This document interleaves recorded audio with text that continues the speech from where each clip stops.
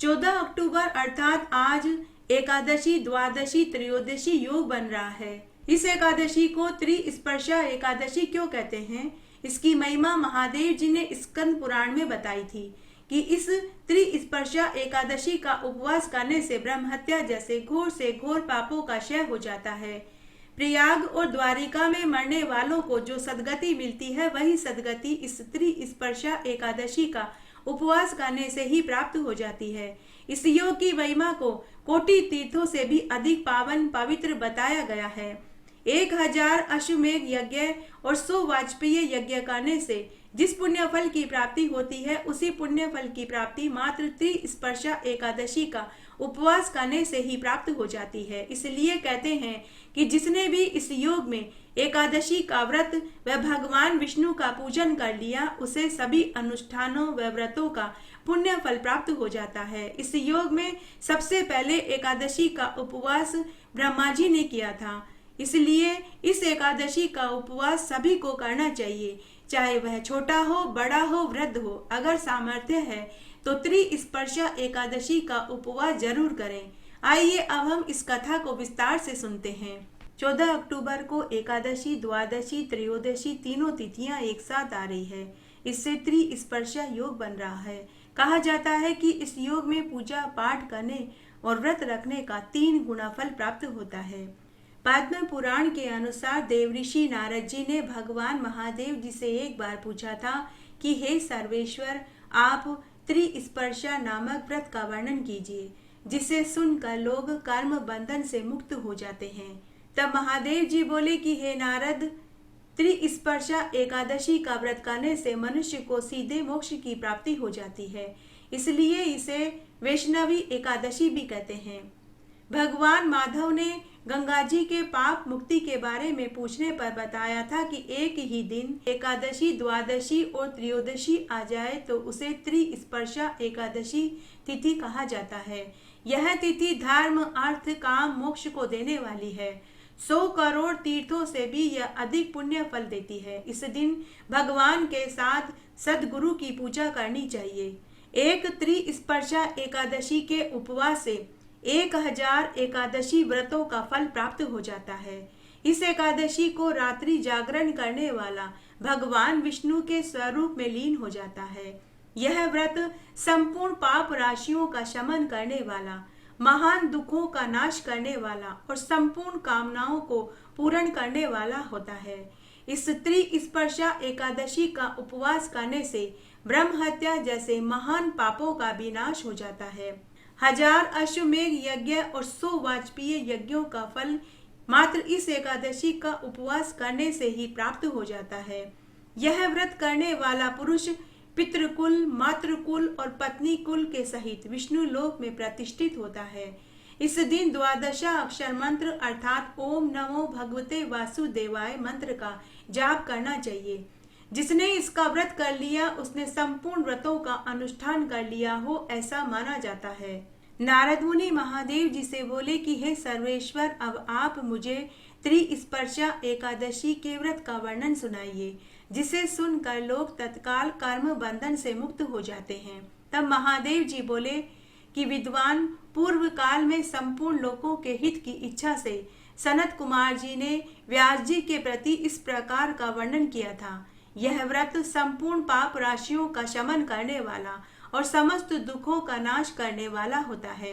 हे विप्र, त्रिस्पर्शा नामक महान व्रत संपूर्ण कामनाओं का दाता माना गया है और ब्राह्मणों के लिए मोक्षदायक है।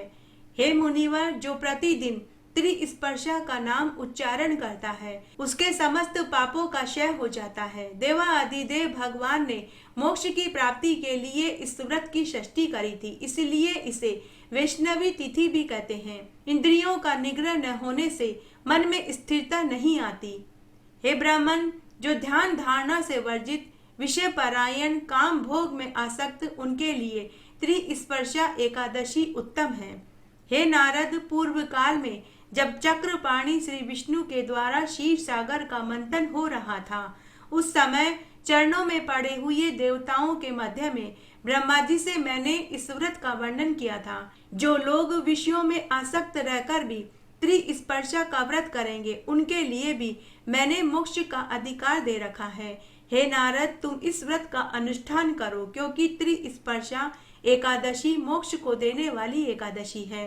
हे देव ऋषि, बड़े बड़े मुनियों के समुदायों ने इस व्रत का पालन किया है। अगर त्रिस्पर्धा एकादशी आए तो उसका व्रत अवश्य करना चाहिए, क्योंकि त्रिस्पर्शा एकादशी करोड़ों पापों का नाश करने वाली होती है। हे नारद, विप्रवर और पापों की तो बात ही क्या, त्रिस्पर्शा के व्रत से ब्रह्म हत्या जैसे महान पापों का भी नाश हो जाता है।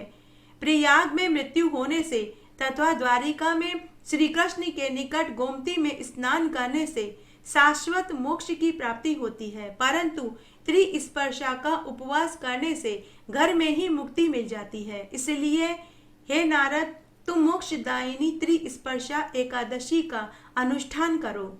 पूर्व काल में भगवान माधव ने प्राची सरस्वती के तट पर गंगा जी के प्रति कृपा पूर्वक इस एकादशी का वर्णन किया था।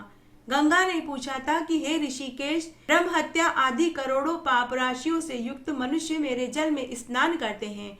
उनके पापों और दोषों से मेरा शरीर कलुषित हो गया है। हे देव, हे गरुड़राज, मेरा यह पातक अब कैसे दूर होगा? तब माधव ने गंगा से कहा था कि हे शुभे, तुम त्रिस्पर्शा एकादशी का उपवास करो। यह 100 करोड़ तीर्थों से भी अधिक शालिनी है। करोड़ों यज्ञ, व्रत, दान, जप, होम, सांख्य योग से भी इसकी शक्ति ज्यादा है। यह धर्म, अर्थ, काम, मोक्ष चारों पुरुषार्थों को देने वाली एकादशी होती है। नदियों में श्रेष्ठ गंगा त्रिस्पर्शा व्रत जिस दिन महीने में आए तथा यह कृष्ण पक्ष हो या शुक्ल पक्ष हो, इसका अनुष्ठान करना चाहिए। ऐसा करने से तुम पापों से छूट जाओगी। त्रिस्पर्शा एकादशी का अर्थ है कि जिस दिन एकादशी, द्वादशी और त्रयोदशी तीनों हो तो उसे त्रिस्पर्शा एकादशी समझना चाहिए। उसमें दशमी का योग नहीं होता। देव नदी एकादशी व्रत में दशमी वेद का दोष मैं नहीं क्षमा करता। ऐसा जानकर दशमी युक्त एकादशी का व्रत नहीं करना चाहिए।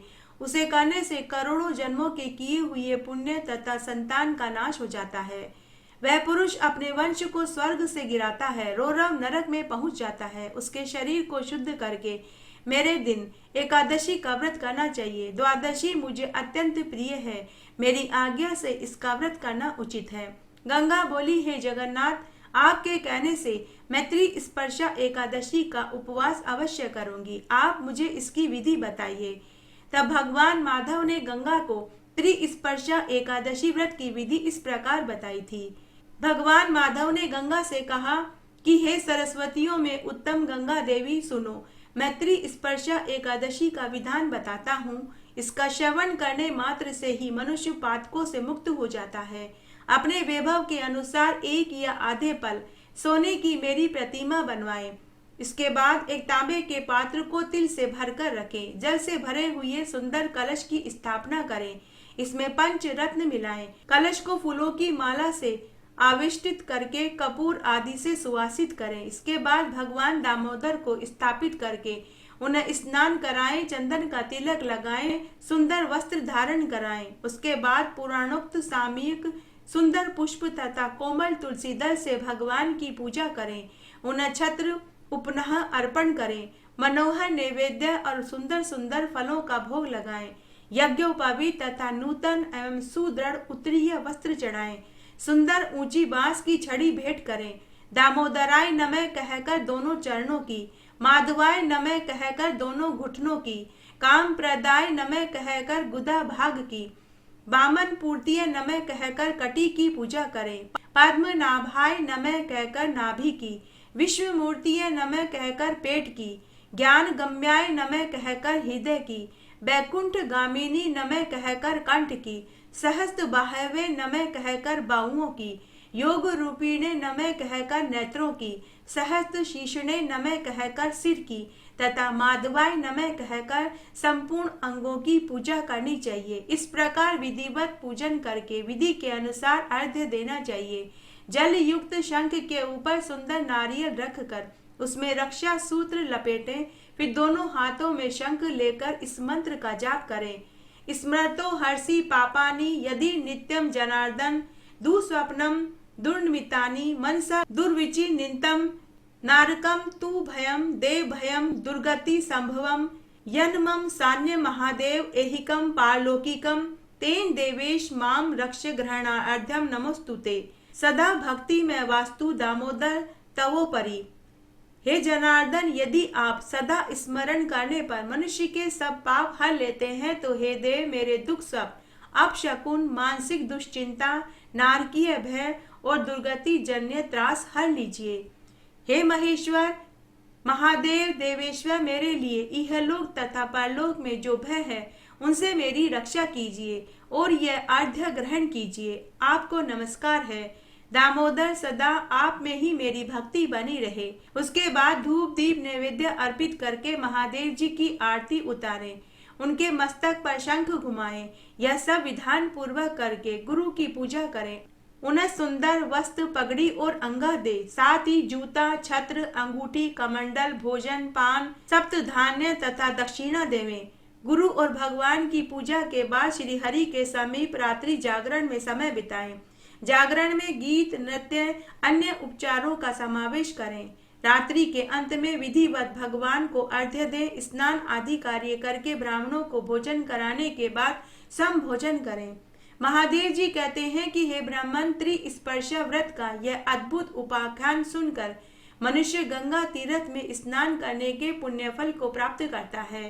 त्रिस्पर्शा के उपवास से 1000 अश्वमेघ और 100 वाजपेयी यज्ञों का फल मिलता है। यह व्रत करने वाला पुरुष पितृकुल मातृकुल पत्नी कुल सहित विष्णु लोक में प्रतिष्ठित होता है। करोड़ों तीर्थों में जो पुण्य तथा करोड़ों क्षेत्रों में जो फल मिलता है वह त्रिस्पर्शा एकादशी का उपवास करने से ही मनुष्य को प्राप्त हो जाता है। हे द्विश्रेष्ठ, जो ब्राह्मण क्षत्रिय वैश्य शूद्र या अन्य जाति के लोग भगवान श्री कृष्ण में मन लगाकर स्त्री स्पर्शा एकादशी के व्रत को करते हैं, वे इस धराधाम को छोड़ने पर मुक्त हो जाते हैं। इसमें 12 अक्षर मंत्र का जाप करना चाहिए। यह मंत्रों में मंत्र राज माना गया है। इसी प्रकार त्रिस्पर्शा एकादशी सभी व्रतों में उत्तम बताई गई है। जिसने इसका व्रत कर लिया उसने संपूर्ण व्रतों का अनुष्ठान कर लिया हो। पूर्व काल में स्वयं ब्रह्मा जी ने इस व्रत को किया था। उसके बाद अनेकों ऋषियों ने भी इसका अनुष्ठान किया, फिर दूसरों की तो बात ही क्या। हे नारद, ये त्रिस्पर्शा एकादशी मोक्ष को देने वाली एकादशी है।